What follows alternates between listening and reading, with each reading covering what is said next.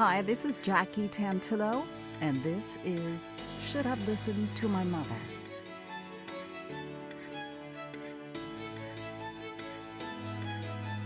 Briefly, before we get into our interview, I want to remind you, if you're out on the West Coast in California, you can always listen to Should Have Listened to My Mother on KPPQ LP Ventura at 104.1 FM. Or you can stream it on my Tuner app and on capsmedia.org/radio. And thank you, as always, for listening, and thank you, KPPQ LP Ventura. My guest is a very hard-working mother. She's an award-winning NPR education correspondent, an author of several books, co-host of the NPR and Sesame Workshop podcast Life Kit Parenting, and the daughter of 2 English professors. I'd like to introduce Anya Kamenetz, and welcome to Should Have Listened to My Mother. Hi, Jackie. How are you? I'm great, and it's such a pleasure to have you on the show. I really appreciate it. Now, could you tell us your mom's name? We're going to start there. Her name is Moira Crone. And is she with us still? Yes, yes, thank God, yes. Yes, fantastic. Yeah. By your reaction that there's going to be a wonderful story here, so I'm really excited. So over the years, you have been writing and reporting on everything from technology and education. You've got a number of books that you've written. You've talked about and reported on standardized testing, too much screen time, high costs of education, student loans. Now, and the list goes on, because I can't list everything that you've done. But how much of an influence were your parents? How much of an influence did they have in you regarding your career choice and your interests? Oh my gosh. Well, when I was little, of course, the house was full of books, and my parents' love of language was something that they imparted to me very strongly. I have a memory of when I must have been, younger than 4th grade, maybe 3rd grade, and my mother gave me a copy of there was a periodical that listed all of the different publications, and she asked me to circle all the ones that had, that paid more than 5 cents a word. So she was looking to submit her fiction, because she's a fiction writer. So for herself, she wanted you to look this up so she could submit work. Exactly. And, That's just, great. I remember the sound of the typewriter going, and I think I also remember when I was little that I wanted to be an editor, because it seemed to me that would be the person in charge of my parents. If I were an editor, I'd be the one that they needed to please. Oh, and this was when you were 4, maybe? You had this figured out? Yeah, something like that. Yeah, pretty young. Yeah. Was it because they were working all the time, or they were distracted often because of their work, or you just wanted to be a part of them and what they were doing? I think I got a sense that it was a family business. I didn't feel that my parents were, hugely unavailable to me. I just felt like there was something that they also liked to do, which was writing. So, it seemed something that I wanted to do too, or at least be a part of. How great is that? Something I tell my boys on a regular basis, don't look for a job, look for something that you love to do. And it's never going to be work, it's time consuming and all that. But so your mom was a fiction writer. Can you tell us a little bit about her upbringing and where she grew up, so we can kind of set the story? Yeah, she was born in 1952 in a small town in North Carolina, which is where her father was from. Her mother actually grew up in Brooklyn. So they met during the war, I think in Panama. And my grandmother, who was a very glamorous person and had been in baby beauty pageants and things in Brooklyn, came down and moved into this small town and had 3 daughters, and my mother's the youngest. Wow. So who met just to make sure my head's on straight, who met in Panama? Your parents or your grandparents? My grandparents. My grandfather, my grandmother, your my maternal, mother, parents. Maternal grandmother. How wonderful is that? So then they picked up and went to North Carolina. So especially at that time, it was pretty rural area where they were living. It was a small town. It was, Jimmy, my grandfather, became an accountant, and so he was sort of somewhat prominent local businessman in a town that was, hogs. That was the thing. Wonderful. It was, eastern North Carolina. Yeah. And did your mom carry on the dreams and wonderful experience from being raised in North Carolina into her fiction and her future work? Very much. So she has, she's written a lot about the South, and obviously she ended up then teaching at Louisiana State University. So she edited many writers. She taught many writers who kind of carried on the Southern literary traditions. That was a big part of, I think, her background and her influence. Is she from a large family? Does she have any siblings? She's the youngest of 3 daughters. Wow. So were the daughters being educated, or were they taught to stay home and you're going to have children and you'll be a good cook? They were hugely educated. My grandmother actually attended college, so that was pretty unusual for her generation. She was in the University of Illinois. And my aunt and my mother were all very precocious. My aunt, the oldest sister of the 3, my Aunt Lisa, was particularly kind of precocious. She was a linguist. She knew many, many languages. She ended up becoming a Slavic studies professor, and she used to tutor my mother. She tried to get my mother to learn Italian and Latin when she was like 5 and 6 years old. She was such a natural teacher. Yeah, she really loved teaching, and she and my mother were really, really close, even though they were, 9 years apart. And what were some of the precocious things that they would have gotten into? Well, so she tried to teach herself Italian from records. She tried to teach herself Latin from books. She just went through the library in the small town. And my mother also, so my mother ended up getting kind of singled out as a gifted student, and she was sent to a summer program for gifted students. This is kind of early on in the world of gifted education. But she was lucky enough to get these opportunities, and I think my grandmother in particular was a huge lover of literature. So she was obsessed with, Jane Austen and Dickens, and my grandfather really loved Shakespeare. So they really encouraged all 3 of their daughters to do that type of thing. Right. They weren't sitting around watching TV. I mean, there was some of that, and small town Southern life. But yeah, that was their ambition was big, and I think for my grandmother too. Like, she taught school for a few years, but she never found this vocation, and I think some of that ambition went to my mom and her sisters. And in the 60s, was your mom out there protesting and things, or was she an academic through and through? Oh, she went to Smith College, so she had a radical background. I remember the stories from the 70s, because she moved to Boston and after college, and I think she was, definitely immersed in the movements of the time, but more definitely as an artist or the creative type than particularly a political person. The sisters, was there any jealousy between the girls because she was chosen as gifted, or never? Well, they're all very bright. I mean, Lisa was probably the star of the family, the oldest. She went to Harvard for grad school, and she, again, like I said, became a professor at University of Chicago. And then my other aunt, Laurie, she's the one who stayed in the South. So, yeah, I think there was some rivalry. I don't think they were totally without rivalry, but they also, loved each other and supported each other a lot. And they were all really close to their grandmother. So my grandmother's mother, Grammy, lived in stayed in Brooklyn in Midwood, and they used to visit her every summer. Wow, so your mom has some of the New York blood in her, right? She did.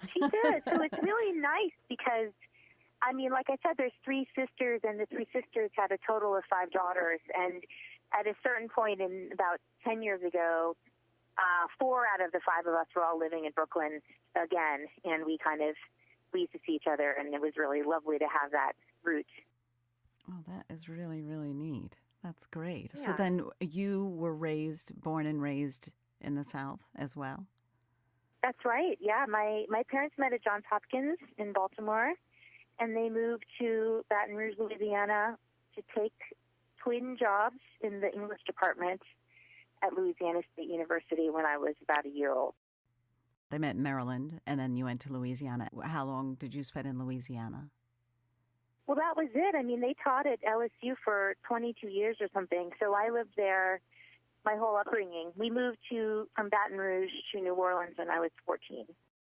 Do you have a sibling? Any siblings?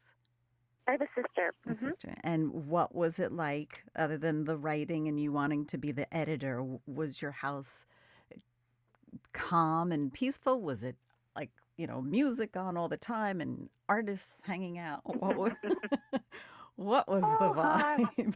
Poets? I mean, so my parents, neither of them was much of a housekeeper. They both had kind of there were books everywhere, probably dirty dishes everywhere, like mugs and newspapers on the floor of the car type of thing. They encouraged us to be pretty independent. So I started cooking when I was like 9 or 10 years old, helped them make dinner. And yeah, I mean, it was a sort of happy disorder. I would say that my friends liked to come over because it was a fun place to hang out. And they also would have their grad students over and host parties and that kind of thing. Oh, that is so great. Oh, I love that when it's a hangout house and, people are comfortable coming in and going, and then you get the grad students in there. That sounds pretty wonderful. As a disciplinarian, were either your mom or dad better at it than the other, or there wasn't much? I would say that I didn't get in trouble too much. They definitely tried to listen to my side of things. Sometimes they would fly off the handle. I mean, it was more of a house where you yelled, but you also said you were sorry. So, we had our ups and downs, but they weren't particularly harsh disciplinarians. But also, we did good. Like my sister and I, we had good grades, and we mostly did what we needed to do. So I feel like whatever they did, it worked. Yeah, you were good kids, so that was half the battle. So your mom never had to say, do your homework or read, turn the TV off and read? No, not at all. I mean, never once. Not really. I mean, there just were so many books in the house, and it was more like, turn off the light at night so or don't read in the car when the street lights are going because you're going to ruin your eyes. That was more what I heard. No flashlight under the covers. Oh, how great is that? Would you spend one-on-one time with your mom in any particular place that comes to your mind? Whether it was sitting on a couch or at the kitchen table, where would you have great conversations with your mom? Yeah, I mean, we both really like to cook, and she had kind of taught herself to cook because my grandmother also was not much of a cook, but we cooked together. We would have be a big lot of work during holidays, and that's something I learned from her. We also started doing yoga together. So we did yoga together when I was 13, and we would go to classes together, and that was a fun thing. Well, that's really unusual. I mean, not many kids get to do that. That's pretty special. And what kind of food? Was there ethnic food involved? So, yeah, my mother converted to Judaism, so she really embraced it, and she learned to cook. Like for Passover, we would have lamb, and we would have, or salmon. She'd poach salmon. She was a good baker, still a good baker. She loves to make Southern food too. So she, when we come home, she'll make food for 12 people. It's just a huge spread. And then she also has a really sweet, and she's done this since I was a kid. If you come over, she'll just do the whole cheese and crackers, pickles and spreads. It doesn't matter if you're just, stopping by. She really likes to make people feel welcome in that way, and I really enjoy that. That's pretty great. Boy, this is amazing. I want to meet her. Yeah, she's great. So I guess it was kind of an open-door policy. I so admire these moms and women who can always put out a spontaneous spread for guests. If your mom was to give you some real personal advice, how would she approach it? Oh, you mean if she wanted to tell me about some advice for my life type of thing? Yeah, your life or a career choice or anything. Do you remember, was she straight out and direct, or would she kind of work her way around the conversation when you're kind of like, Mom, what are you getting at? She would be a little more elusive. She'd be, more kind of inclined to either talk about something that we'd read or a movie, or I would say, she tends to reserve judgment a lot. So like she would kind of like sit back and see things, and then later on she might tell you what she was thinking. And how often do you talk? Oh, we try to talk at least every week or so, especially during the pandemic. During the pandemic, a really nice thing that started. So my mom, besides being a writer, she's also a really accomplished visual artist. And she, in retirement, has had more time to cultivate her painting and her collage. And she has a whole art studio in the backyard.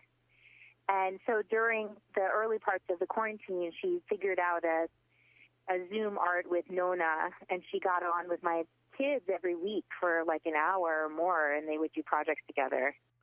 How old are your kids? They are now 4 and 9. Oh, they're still little ones. Yeah. Yeah. Oh, that's sure. And how often, other than the pandemic, how often do they usually see her? Well, we try to get home a couple times a year, and vice versa. They like coming up here. They have friends here. Okay, so your kids know them well. They have a good relationship with them. Oh, yeah, definitely. And they've taken care of the kids for a week or so, and I can't wait till they can go down and visit on their own, too, although, we like to go down to New Orleans, too, obviously. Yeah. Are you outside of New Orleans or right in city proper? They're in the city. They're in the city. So the kids must love being able to run around and see all of that. Oh, yeah. Yeah, it's great. Would you say that your mom is a fulfilled woman? Well, gosh, I think that her mental health has gotten better since she's been retired. She and my dad get along super well. They're married since 1979. They're inching up. And I guess that's the golden anniversary, right? I don't keep track. I can't remember how long I'm married. God willing. But yeah, 41 years they've been married. They're happy for the most part. She's got her art.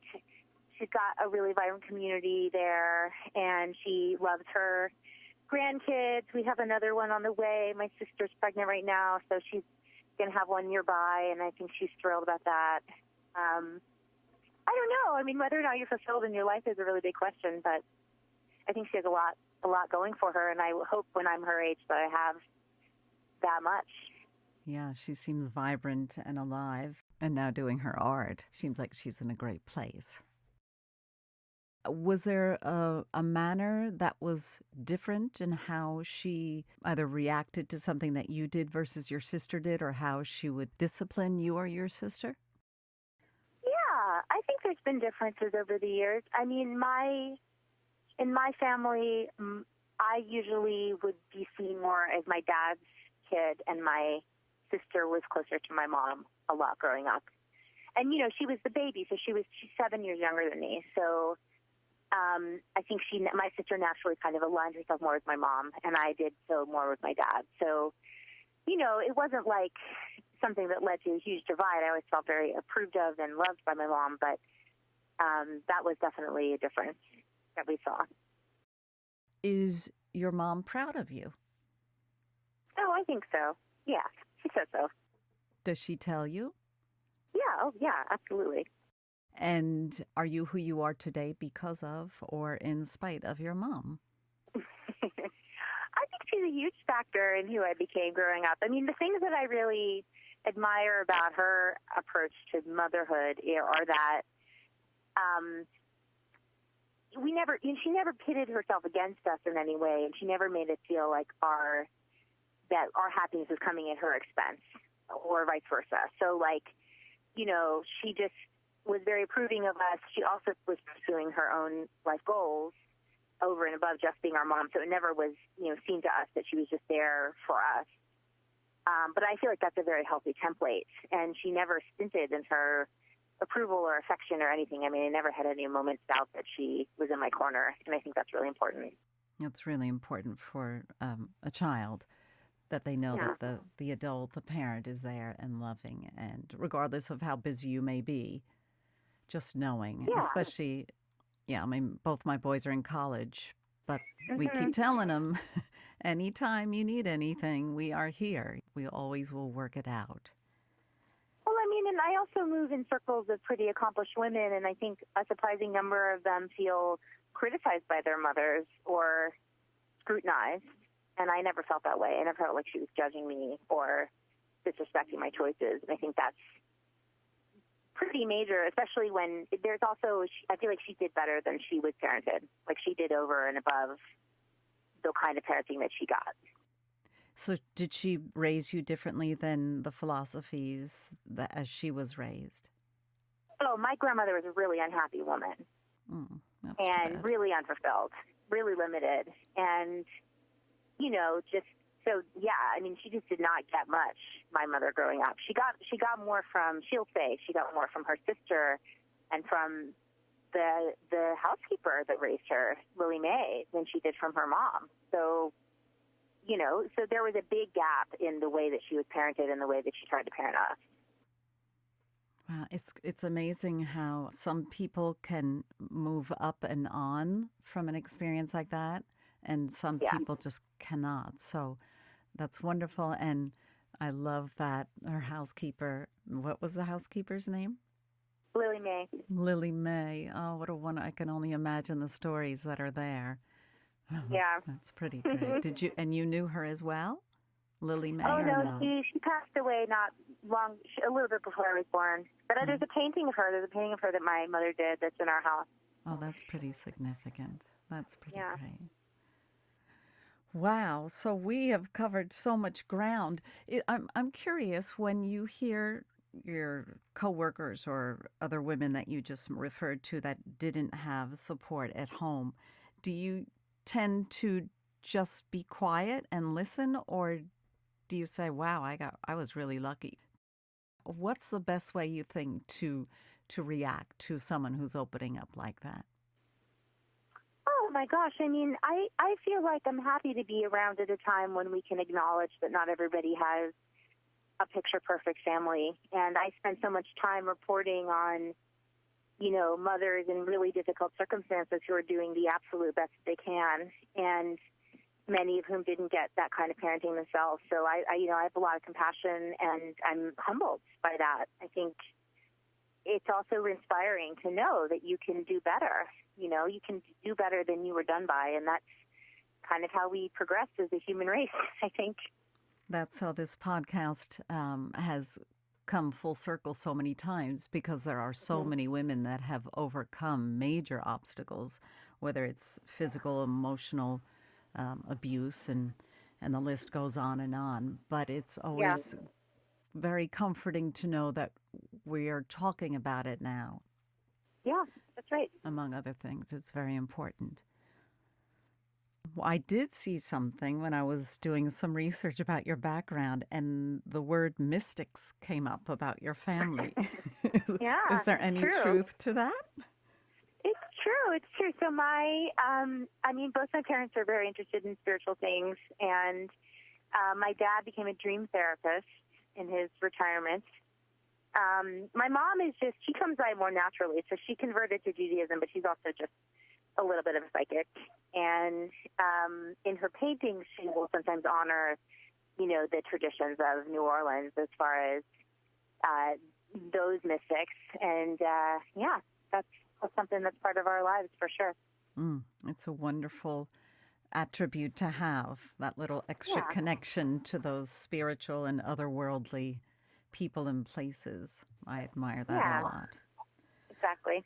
Anya Kamenetz, thank you so much for joining me, and I'm really impressed with your career and what you've accomplished and the message. Did you want to spend a minute or two expounding on your education, corresponding and writing, so people have a better understanding?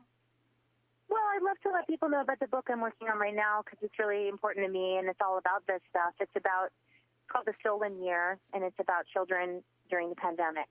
And in order to understand what happened to children during the pandemic, I'm kind of delving into a whole history of how we treat children, how we establish public schools and free school lunches, and the legacy of things like the Indian boarding schools and the child welfare system. So it's getting to be kind of a deep look, because I think that, below the surface of, what we say about children, I think there's a lot more to the story. And, I'm digging all that up, and I'm talking to families. I've talked to, hundreds of parents and some teenagers about their experiences during this time, and it's been just an incredible experience.